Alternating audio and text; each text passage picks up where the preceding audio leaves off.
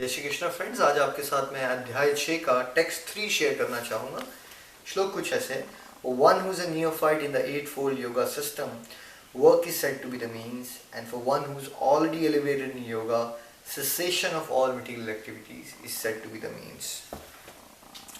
हिंदी में पढ़ते हैं फ्रेंड्स। अष्टांग योग के नवसाधक के लिए कर्म साधन कहलाता है और योग सिद्ध पुरुष के लिए समस्त भौतिक कार्यकलापों का परित्याग ही साधन कहा जाता है।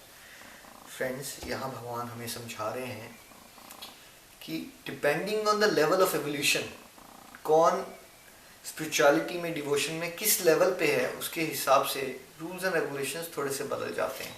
कैसे? पहले तो हमें ये समझना पड़ेगा ये एट फोल्ड योगा सिस्टम क्या है।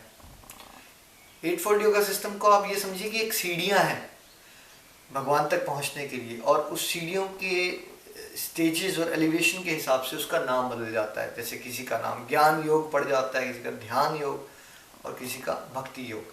जैसे कि स्कूलिंग में होता है, किसी क्लास का नाम होता है 5th ग्रेड, किसी का होता है 7th ग्रेड, किसी का होता है 10th ग्रेड, राइट। तो eight fold yoga system basically एक सीढ़ियाँ हैं जो भगवान तक लेके जा रही हैं, ठीक है। अब उसमें जो नव साधक होगा, नव साधक is like primary Schuler, right, जो प्राइमरी स्कूल में होगा, ठीक है, शुरुआत में होगा, उसके लिए कर्म ही साधन है। कर्म ही साधन है मतलब कि वो अपनी ड्यूटीज परफॉर्म करता रहे और वो फलों की इच्छा का त्याग नहीं कर पाएगा पूरी तरह से। वो प्योरिटी से, जैसे भगवद गीता में शास्त्र बता रहा है, पूरी चीज़ों को फॉलो नहीं कर पाएगा। लेकिन वो जो भी कर्म कर सकता है, अगर वो 100 कर्म कर रहा है, उसमें से 2-4 की भी फल की इच्छा का त्याग कर दे और अपने स्पेयर टाइम में कुछ ना कुछ डिवोशन, कुछ ना कुछ ह्यूमैनिटेरियन वर्क, कोई ना कोई निस्वार्थ कर्म लाए भगवान के प्लेजर के लिए, तो उसके लिए वो बहुत अच्छी शुरुआत हो गई, ठीक है। अब जो इस रास्ते पे लेकिन स्वरूप सिद्ध है, हाईएस्ट लेवल पे पहुंच गया है, उसके लिए भौतिक कर्मों का परित्याग ही साधन है। मतलब एक्चुअली जो इस रास्ते में बहुत आगे चले जाते हैं, उनके लिए भौतिक या मटेरियल कुछ भी नहीं रहता, क्योंकि जब किसी का अंदरूनी कुरुक्षेत्र, इनर सिस्टम प्योर हो जाता है, तो वो हर एक ड्यूटी को डिवोशनली परफॉर्म कर पाता है। एक नव साधक के लिए करना ऐसा मुश्किल है। Friends, this is true in any field. जैसे जब हम कोई भी नई लैंग्वेज सीख रहे होते हैं, तो जब एक इंग्लिश का सेंटेंस भी मुझे बनाना बड़ा मुश्किल लगता था, जब LKG या अपर KG या फर्स्ट सेकंड की बात है। लेकिन आज की डेट में डिस्कशन भी हो जाती है, बातें करते करते लंबी लंबी 2 घंटे की बातें भी हो जाती हैं इंग्लिश में, तो वो भी मुश्किल नहीं लगती। तो बिगिनिंग में क्या चीज़ कितनी मुश्किल लग रही थी, तो वैसे ही जैसे ये डिवोशन की बातें हैं, जब कोई नव साधक होगा उसके लिए ये सारी बातों को प्रैक्टिकली फॉलो कर पाना बहुत मुश्किल है।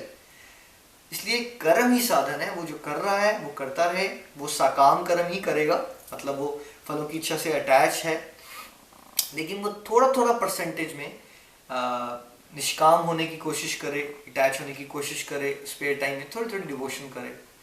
धीरे धीरे वो परसेंटेज में वो बढ़ाता चलेगा, तो एक दिन वो हायर स्टेज आ सकती है जहाँ पे सारी की सारी ड्यूटीज़ को प्रैक्टिकली कोई डिवोशनली कर रहा है। तो इसलिए उसके लिए, ऐसे इंडिविजुअल के लिए कोई भौतिक कर्म शेष नहीं रहा।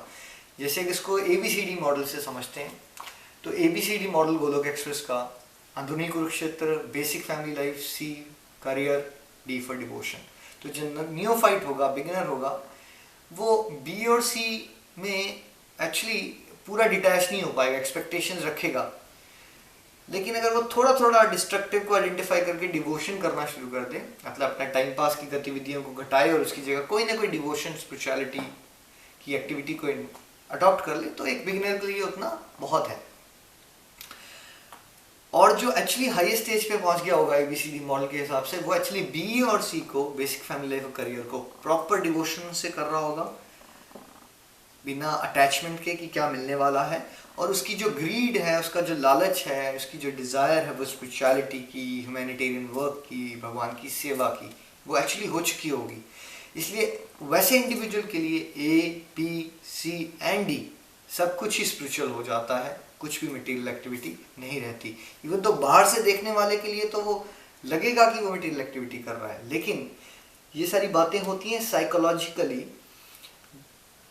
एक इंडिविजुअल कैसे परफॉर्म कर रहा है और किस इंटेंशन से परफॉर्म कर रहा है। तो जब कोई भगवान के प्लेजर के लिए हर कोई चीज़ करता है, तो उसकी ज़िंदगी में कुछ भी भौतिक नहीं है।